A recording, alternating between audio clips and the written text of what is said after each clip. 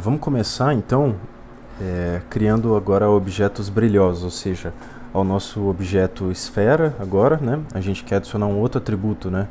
Então a gente espera agora que a nossa esfera tenha um certo atributo que seja tipo brilho, tá? Se você for ver em livros de computação gráfica, esse brilho ele é referido a especular, né? E eu vou decidir aqui, né, ao longo do tutorial qual que eu vou usar, mas enfim, você vai ouvir falar em especular, caso você vá ver esse conceito, tá? Se você tiver algum objeto brilhoso aí por perto, você vai perceber que o brilho ele varia de acordo com a posição do seu olho, né? Você se movimenta e o brilho também se mexe. Então, a forma mais simples de pensar no brilho de um objeto, de uma esfera, com relação a um determinado ponto, pensando que esse brilho está relacionado ao olho, né, que aqui no caso é a origem do nosso sistema, e a reflexão daquela devida luz que estamos computando no objeto, né? Então você vê o brilho de acordo com a reflexão do objeto com relação à posição do seu olho, né? Se o objeto ele reflete a luz e ela bate direto no seu olho, você vai ver um ponto brilhoso. Se ele reflete a luz, mas essa luz refletida passa longe do seu olho, você não vai ver um brilho naquele ponto. Então, vamos supor que a gente tenha uma certa... uma parte do loop está considerando a luz pontual, por exemplo. Ó. Então a gente vai ter uma luz aqui. E aí a gente vai criar um vetor olho que vem do ponto até o olho, né? Então no caso esse vetor olho aqui vai ser a origem menos o ponto P, certo? E a gente vai ter uma certa reflexão. Então a luz vai bater aqui e sair por aqui. E a gente vai escolher um vetor reflexão, assim como a gente tem escolhido até então, né? Por convenção, um vetor que saia do ponto P e venha para a direção da reflexão, né? Considerando, por exemplo, a luz batendo aqui. E o vetor luz a gente vai considerar o mesmo vetor de antes. Então é um vetor que vem do ponto P e termina na luz, certo? E o vetor reflexão é esse aqui. E o que a gente quer computar então? A gente quer computar esse ângulo aqui, né? E através do dot product, né? Do produto escalar entre o vetor olho e o vetor reflexão, beleza? Isso aqui normalizado, né? Vai dar alguma coisa entre 0 a 1, porque eu só vou considerar esse dot aqui válido, né? Inclusive no meu código, é bom eu já corrigi isso agora, eu acho que eu não tinha me atentado a essa condição, né? Ó. Então, eu estou considerando o dot aqui, e dependendo de onde eu coloco a luz, eu posso estar renderizando uma cena errada, né? Porque eu quero só considerar os produtos dot dando maior que 0, né? Então na verdade eu vou passar um outro loop aqui, ó. Eu vou verificar se esse produto aqui escalar é positivo. Daí eu vou adicionar a luz.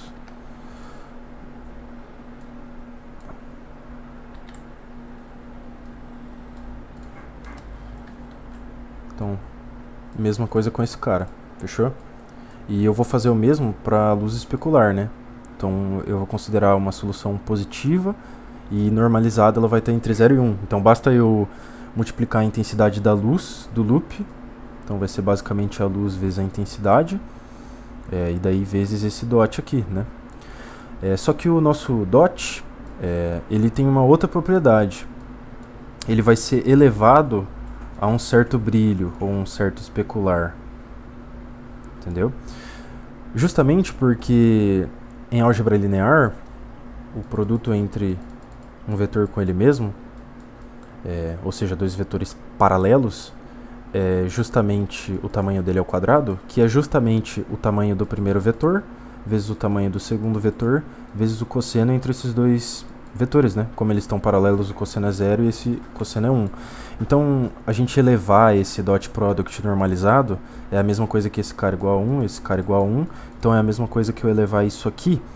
Um cosseno elevado ao quadrado, elevado ao cubo, você pode plotar aí, você vai ver que ele vai começando a aparecer mais um pico. Então, um especular, por exemplo, igual a 1, que é só cosseno, pode ser um brilho espalhado numa região. Já um cosseno elevado a um número grande vai ser tipo um brilho assim, um brilho concentrado numa região. Tá? Eu vou criar dois objetos com especulares diferentes para a gente ver esse efeito daí. E aí basicamente é isso que a gente tem que fazer, tá? Para calcular a contribuição especular, né? Que também está sujeita à sombra. Então aqui dentro do nosso loop, a gente vai calcular esse cara, mas também vai calcular a especular, né?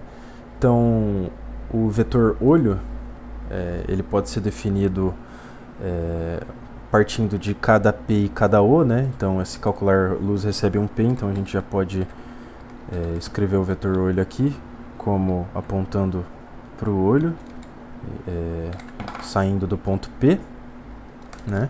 E daí eu posso normalizar esse cara, achando o tamanho dele usando a mesma lógica, né? Então,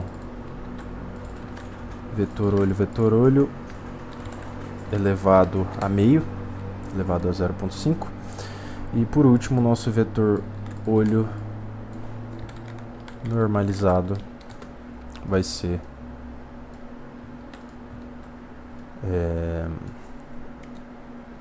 vetor olho sobre o vetor olho tamanho, tá? Então a gente já tem ele normalizado aqui. Lembre-se que a gente quer adicionar um certo brilho, né? A esfera, né? Então a gente vai adicionar essa característica aqui, brilho. E eu vou esperar receber um brilho quando eu estiver criando a esfera como argumento. Então vamos voltar aqui na criação da esfera, vamos adicionar o nosso brilho como último argumento. Vamos supor que o brilho da esfera vermelha seja 500 e o da esfera verde seja 10, tá? E vamos criar uma outra esfera, uma esfera com um raio igual a 1 também, um centro, vamos supor um centro um pouco para trás da esfera vermelha, um pouco para cima, uma cor azul,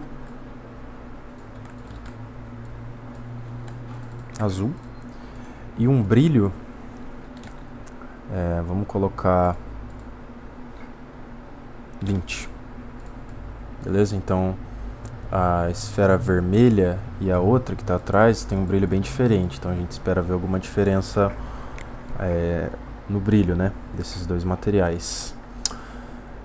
E daí agora quando a gente for computar a luz, a gente vai para as luzes pontual e direcional, né, que a luz ambiente ela não é um vetor de luz, né, é só algo que a gente usa para evitar que pontos que não sejam iluminados estejam na escuridão total, né? Mas vai ficar fácil perceber que a nossa cena, mesmo que isso aqui valha 0, ela não vai perder o realismo, tá? É só uma forma de deixar a cena um pouquinho mais iluminada. Se você tiver interesse e curiosidade depois, pode procurar sobre iluminação global e vai ficar claro que a partir das difusões de luz direcional e pontual, você consegue encontrar a luz ambiente para aquele ponto, né? Mas pelo menos por enquanto a gente não perde qualidade da imagem, a imagem continua consideravelmente realista, né? Então aqui para nossa iluminação pontual a gente vai verificar o produto entre o vetor olho e o vetor refletido, né? Vamos criar uma função aqui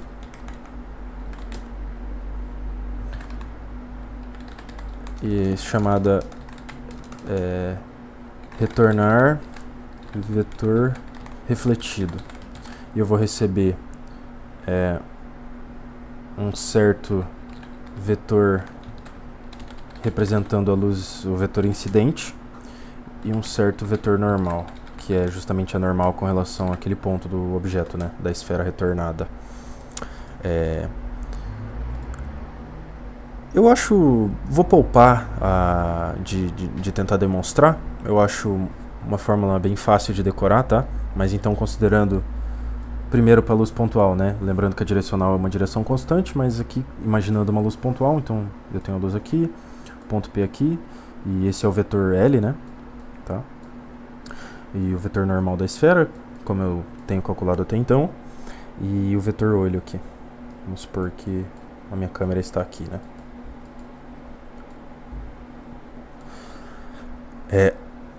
Utilizando a normal e o vetor L, a gente consegue encontrar o ângulo refletido, tá? Com relação à normal do objeto, que é este vetor aqui.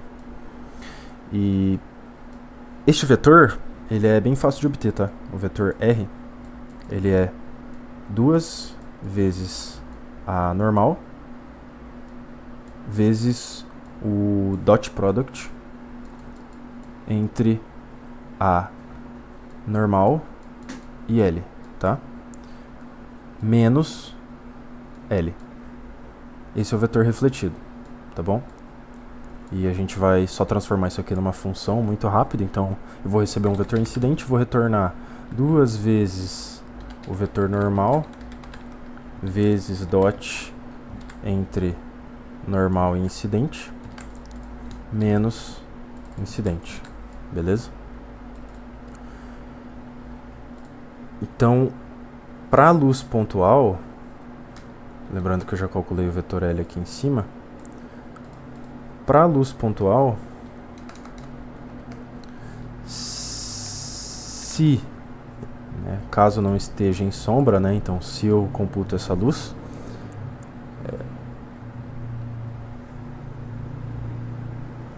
se o produto entre o vetor olho e o vetor L não, o retornar vetor refletido entre vetor L e vetor normal, certo? E o vetor normal tá aqui. Então, se esse produto for maior que 0, então, né? Então, olho dot R, né, refletido, vou colocar com R maiúsculo, vai ser, bom, o R, o vetor R, é justamente o retornar vetor refletido, né? Tá? Então, se isso aqui é positivo, então vamos normalizar o vetor refletido, né? Eu não vou nem precisar calcular o tamanho aqui do vetor olho, né? De antemão, né? Eu não preciso normalizar o vetor olho, eu preciso normalizar o vetor refletido e o... Não, tá certo. Eu preciso deixar isso aqui. Então o olho dot R vai ser justamente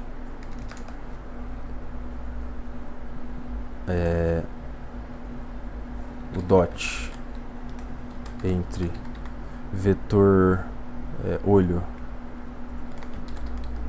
normalizado, né, e o R normalizado, né? Então o R normalizado é R dividido pelo tamanho dele, né, que é o dot dele com ele mesmo elevado a meio, né? Então esse dot aqui, essa porcentagem, vai então me retornar então a intensidade do brilho, vai ser a intensidade dessa luz vezes, eu vou usar elevado, vou elevar assim mesmo, então vai ser vezes olho dot R elevado a uma parada, né?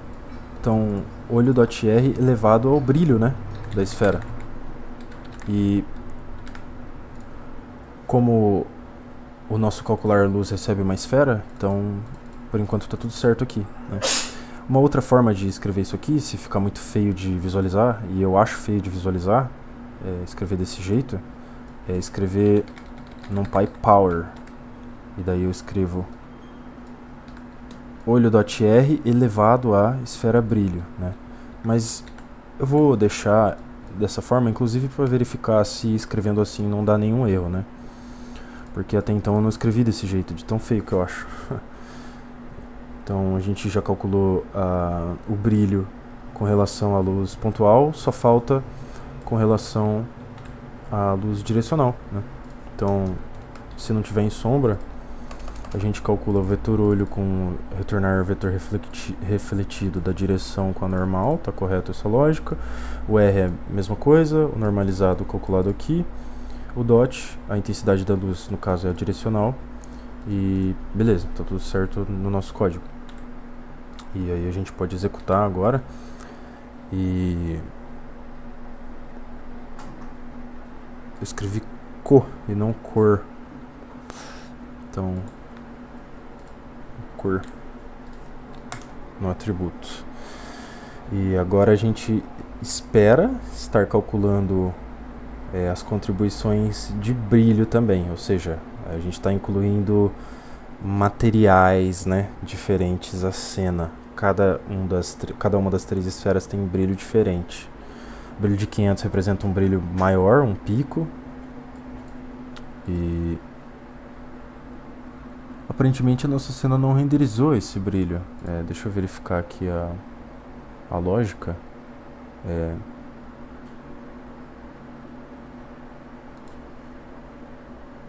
Ah, sim, claro, eu não adicionei a luz final, certo? Então eu tenho que adicionar a luz final aqui, né? A intensidade que eu calculei do brilho, que vai ser uma contribuição da luz final. E a mesma coisa para esse outro cara, eu vou calcular essa intensidade de brilho e eu vou somar a luz final, né? De modo que eu a retorne. Então, agora o nosso material vai estar brilhando, né? Então, só lembrando, né? Essa luz final é definida no começo da função, né? E ao longo de cada luz da cena, a gente soma as contribuições de luz necessárias, né? No final retornando um valor entre 0 e 1. Então aqui a gente tem um objeto brilhoso. Eu só esqueci de adicionar a nossa última esfera após a criação. Então ela está aqui em cima. Eu vou adicionar a cena, essa terceira esfera, só para a gente ver como que ficaria com um material diferente na cena, né? A gente pode até depois, quer dizer, se você quiser pode aumentar depois alguma intensidade, diminuir para ver como é que fica, tá? Testar alguns tipos de iluminação, como que a luz se comporta de acordo com como que o brilho, né, se comporta de acordo com onde a luz pontual tá, onde a luz direcional tá? Mas ó, então aqui a gente tem agora tá interessante, né, ó. A esfera vermelha, que tem um brilho maior, realmente parece ter um brilho mais acentuado, e a esfera azul, ela parece ter um brilho menos acentuado, mas ambas são brilhosas, né? E a sombra, ela está interagindo com a cena, né? De modo que quando a gente adiciona um objeto diferente, a sombra da cena também muda, né? Então, esse já é um resultado particularmente interessante.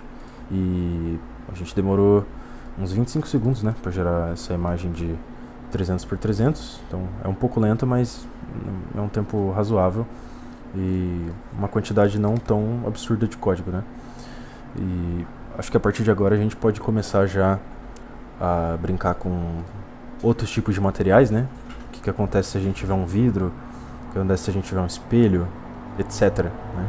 Ou se o nosso objeto, além de ser brilhoso, ele é levemente reflexivo, totalmente reflexivo, né?